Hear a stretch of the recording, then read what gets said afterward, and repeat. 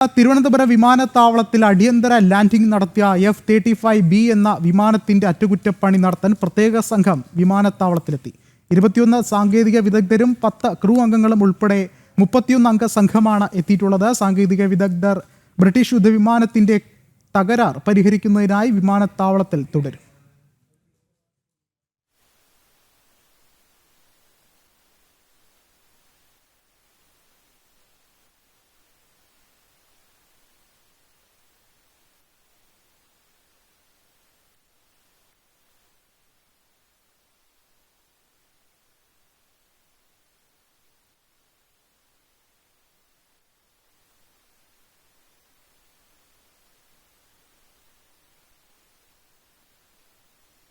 കൂടുതൽ വിവരങ്ങളുമായി അഖിൽ പാലൂട്ട് മഠം ചേർന്നുണ്ട്. അഖിൽ, എന്തായാലും വളരെ കുറച്ച് ദിവസങ്ങളായി നമ്മുടെ തലസ്ഥാനത്തെ അതിഥിയായി ആ വിമാനം തുടരുകയാണ്, ബ്രിട്ടീഷ് യുദ്ധവിമാനം. ഒരുപക്ഷെ അത് എത്രത്തോളം സമയമെടുക്കും അതിൻ്റെ അറ്റകുറ്റപ്പണികൾ പൂർത്തിയാക്കാൻ സംബന്ധിച്ചുള്ള ചർച്ചകളും സൈബർ ലോകത്തൊക്കെ തന്നെയും സജീവമായിരുന്നു. ഇപ്പോൾ അതിൻ്റെ കൂടുതൽ അറ്റകുറ്റപ്പണിക്കായി വിദഗ്ധ സംഘം എത്തിയിരിക്കുകയാണ്. എന്താണ് മറ്റു വിവരങ്ങൾ?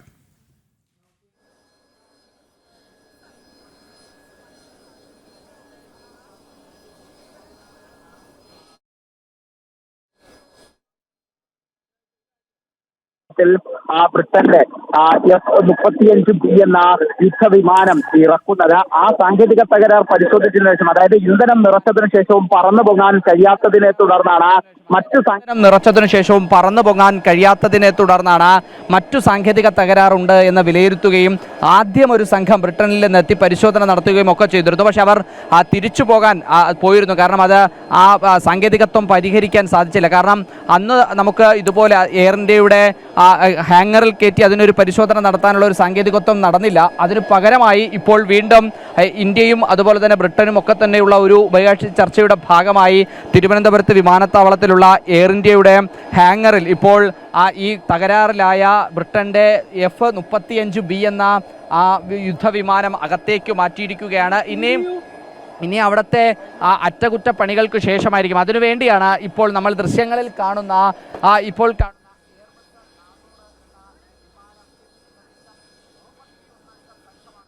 സംഘമാണ് ഇവിടേക്ക് എത്തുന്നത്. അതിൽ 10 അംഗ ക്രൂ ഇപ്പോൾ തന്നെ തിരിച്ചു മടങ്ങും. ഏകദേശം 3:45 തിരിച്ചു മടങ്ങും എന്നതാണ് നമുക്ക് അറിയാൻ സാധിച്ചിട്ടുള്ളത്. ആ 21 അംഗ ടെക്നിക്കൽ ടീം ഇവിടെ തുടർന്നുകൊണ്ട് ഇതിന്റെ സാങ്കേതികത്വം എന്താണെന്ന് മനസ്സിലാക്കി ഇതിന്റെ സാങ്കേതിക തകരാറുകൾ പരിഹരിച്ചായിരിക്കും ഇവിടെ നിന്ന് പറന്നു പോകാനുള്ള, അല്ലെങ്കിൽ ഇവിടെ നിന്ന് ആ യുദ്ധവിമാനം മാറ്റാനുള്ള ഒരു തയ്യാറെടുപ്പ് ഉണ്ടാവുക. കാരണം നമ്മൾ പലതവണ ഇതിനെപ്പറ്റി ചർച്ച ചെയ്യുമ്പോൾ ഇതിന്റെ വിദഗ്ധരെല്ലാം പറഞ്ഞതുപോലെ തന്നെ ഇതിന്റെ 3ാം തലമുറയിൽപ്പെടുന്നത്, അതായത് ഇതിന്റെ ഏറ്റവും അറ്റകുറ്റ, അതായത് UK, അത് ബ്രിട്ടന്റെ നാവിക വിഭാഗത്തെ 5ാം തലമുറയിൽപ്പെടുന്ന ഏറ്റവും സാങ്കേതിക അഡ്വാൻറ്റേജ് ഉള്ള ഒരു വിമാനമാണ് ഈ തകരാറിലായ F-35B എന്ന് പറയുന്നത്.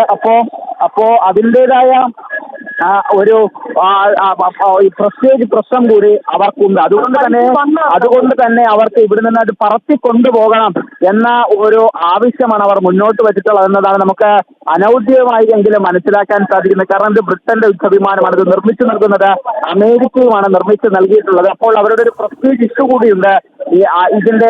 ഇതിവിടെ നിന്ന് പറത്തി കൊണ്ടുപോകില്ല എന്നുണ്ടെങ്കിൽ അത് ഒരു രാജ്യാന്തര തലത്തിൽ ഉണ്ടാകുന്ന ഒരു നാണക്കേട് അത് മറികടക്കുക എന്നുള്ള ഒരു ലക്ഷ്യം കൂടി അവർക്കുണ്ട് എന്ന് തന്നെയാണ് നമുക്ക് മനസ്സിലാക്കാൻ സാധിക്കുന്നത്. എന്തായാലും ഇപ്പോൾ നമുക്ക് മനസ്സിലാക്കുന്നതനുസരിച്ച് ആ 21 അംഗ ടീം അതിനെ ഈ ഹയറിംഗിലേക്ക് മാറ്റി, അതായത് എയർ ഇന്ത്യയുടെ ഹയറിംഗിലേക്ക് മാറ്റി അതിന്റെ ഒരു പരിശോധന നടത്തി എന്താണ് അതിന്റെ തകരാറെന്ന് കണ്ടെത്തി അത് പരിഹരിക്കാൻ സാധിക്കുന്നതാണെങ്കിൽ പരിഹരിച്ച്, അല്ല എന്നുണ്ടെങ്കിൽ ഇപ്പോൾ നമ്മൾ ഈ കാണുന്ന ദൃശ്യത്തിൽ, അതായത് എയർബസ് 400ന്റെ 10 മടങ്ങ് വലിപ്പമുള്ള മറ്റൊരു വിമാനം ഇവിടെ എത്തിച്ച് അതിന്റെ അതായത് ഈ തകരാറിലായ വിമാനത്തിന്റെ ചിറകുകൾ അഴിച്ചുമാറ്റി ആ വിമാനത്തിന് ഈ കൊണ്ടുവരുന്ന വിമാനത്തിനുള്ളിൽ കയറ്റിയായിരിക്കും കൊണ്ടുപോവുക എന്നതാണ് നമുക്ക് മനസ്സിലാക്കാൻ സാധിക്കുന്നത്.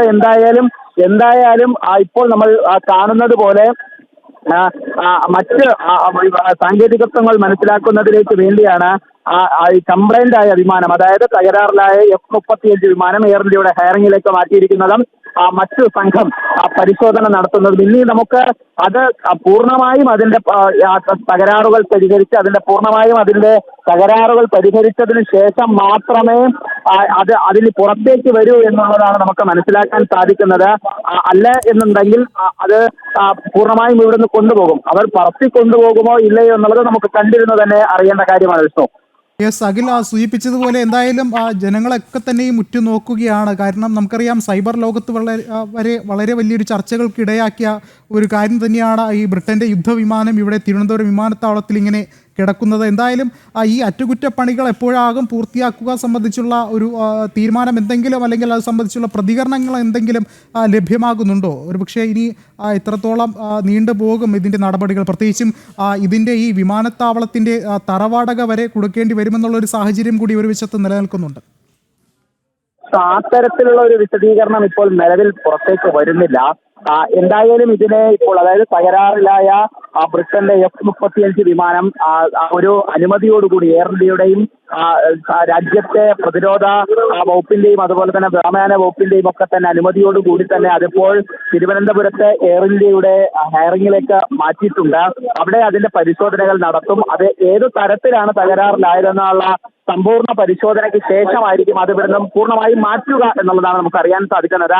ഇതിൽ അനൌദ്യോഗികമായ കണക്കുകളാണ് നമുക്ക് എയർപോർട്ടിനകത്ത് നിന്ന് അറിയുന്ന അനുസരിച്ചിട്ടാണ് 31 അംഗ സംഘമാണ് ഇവിടേക്ക് എത്തിയിട്ടുള്ളതെന്നും ആ 31 അംഗ സംഘത്തിൽ 21 അംഗ ടെക്നിക്കൽ സംഘവും 10 അംഗ ക്രൂവും എന്നുള്ളത്, ഇത് എല്ലാത്തിന്റെയും ഒരു ഔദ്യോഗികമായ കണക്ക് നമുക്ക് ലഭിക്കണമെന്നുണ്ടെങ്കിലും ഇപ്പോൾ നമ്മൾ ദൃശ്യങ്ങളിൽ കാണുന്ന എയർബസ് 400 എന്ന ഈ വിമാനം, അതായത് നമ്മൾ ദൃശ്യങ്ങളിൽ ഇപ്പോൾ കാണുന്ന, നമ്മളുടെ അരികിൽ നമ്മൾ പ്രേക്ഷകരുമായി പങ്കുവെക്കുന്ന ഈ ദൃശ്യത്തിൽ വന്നിറങ്ങിയ ബ്രിട്ടന്റെ ഈ വിഭാഗത്തിലെയും വ്യോമയാന വിഭാഗത്തിലെയും ഉദ്യോഗസ്ഥരും ടെക്നിക്കൽ വിഭാഗത്തിലെ ജീവനക്കാരുമായി അടങ്ങിയ ഈ വിമാനം പറന്നുയർന്നതിന് ശേഷം മാത്രമായിരിക്കും എയർപോർട്ട് അതോറിറ്റിയുടെ ഭാഗത്ത് നിന്ന് ഔദ്യോഗികമായ ഒരു കണക്ക് പുറത്തേക്ക് വരിക. ആ കണക്കിലായിരിക്കും ഏത് തരത്തിലുള്ള ഒരു സാങ്കേതികത്വമാണ് അല്ലെങ്കിൽ ഏത് തരത്തിലുള്ള ക്രമീകരണങ്ങളാണ് ഈ തകരാറിലായ യുദ്ധവിമാനത്തിന് വേണ്ടി ഇവിടെ ഒരുക്കിയിരിക്കുന്നത്, എത്ര പേരടങ്ങുന്ന സംഘമാണ് എത്തിയിരിക്കുന്നത് എന്നുള്ള കാര്യങ്ങളൊക്കെ തന്നെ നമുക്ക്